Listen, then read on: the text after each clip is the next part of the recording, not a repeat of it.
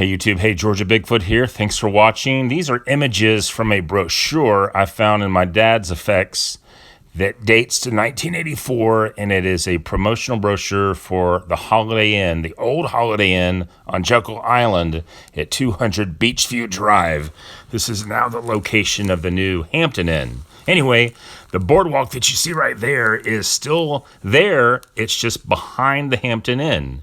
These images are wonderful. It's all out of this multi-page promotional brochure that Dad picked up. And also, it's going to be included at the end, the menu from the restaurant that used to be on site called Shuckers.